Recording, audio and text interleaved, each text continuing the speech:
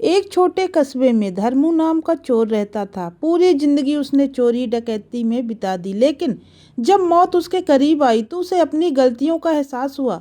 बिस्तर पर पड़े धर्मू ने अपने बेटे विक्रम को बुलाया और कांपती आवाज में बोला, बेटा, अगर जिंदगी में चोरी करनी पड़े तो कभी किसी मंदिर, धर्मशाला या संत के घर जाकर मत करना।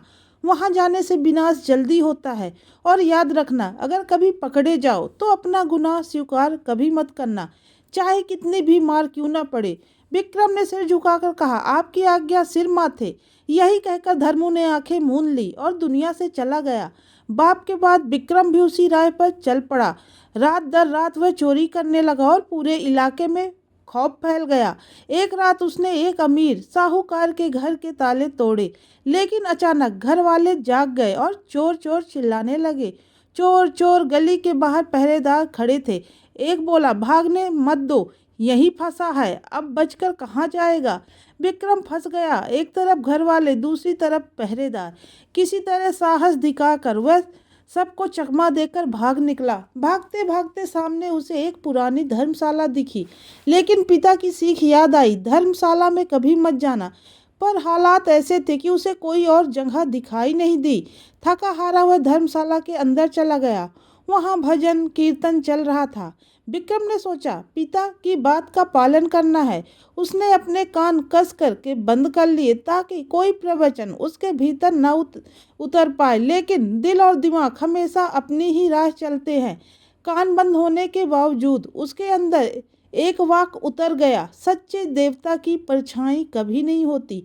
विक्रम ने सोचा, अरे इससे मेरा क्या लेना देना, मैं तो यहाँ बस छुपने आया हूँ। लेकिन उसे क्या पता था, यही एक वचन उसकी जिंदगी बदलने वाला है। विक्रम धर्मशाला में छुपा ही था कि बाहर से आवाज आई, चोर यही छुपा है। पहरेदार और गांव वाले अंदर घुस गए। थोड़ी देर की तलाशी में विक्रम पकड़ लिया गया। अब शुरू हुई यातनाएं। उसे खूब मारा गया, रस्सियों से बांधा गया, मगर उसने पिता की नसीहत याद रखी, गुनाह कभी स्वीकार मत करना। वह चुप रहा, चाहे कितनी भी चोट क्यों न लगी हो। उसे अदालत में राजा के सामने पेश किया गया। राजा ने गुस्से में कहा, सच बोल दे वरना मौत तय है। लेकिन विक्रम ने कहा, महाराज, मैंने चोरी नहीं की है। अब पहरेदारों ने चाल चली। उन्होंने एक चालाक स्त्री माया को बुलाया, जो छल प्रपंच में माहिर थी।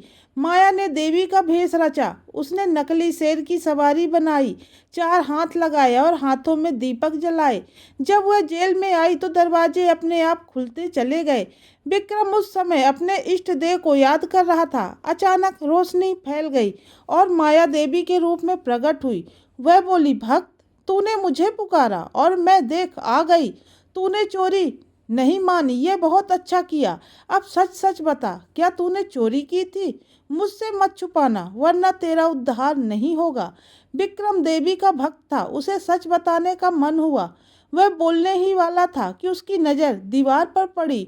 वहां उसने देखा कि उस देवी की साफ परछाई बनी हुई थी। तभी उसे धर्मशाला का वचन याद आया, सच्चे देवता की परछाई नहीं होती। विक्रम चौंका और मन ही मन बोला, यह तो धोखा है, असली देवी नहीं है।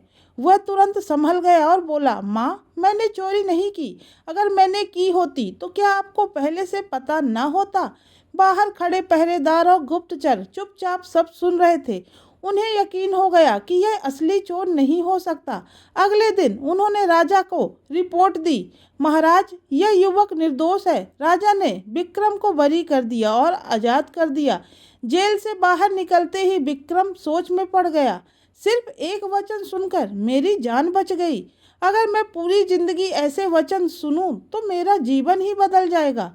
उस दिन से विक्रम ने चोरी का रास्ता छोड़ दिया। वह हर रोज सत्संग और भजन में जाने लगा। धीरे धीरे उसके भीतर का अंधेरा मिट गया और वही चोर लोग जिससे डरते थे, एक दिन सबका प्यारा महात्मा विक्रम दास बन गया। इस तरह एक अपराधी एक वचन से जीवन की सच्चाई समझकर संत बन गया। तो यह कहानी आपको कैसी लगी, कमेंट्स करके ज़रूर बताइएगा। वीडियो को लाइक और सब्सक्राइब करना बिल्कुल भी ना भूलिए।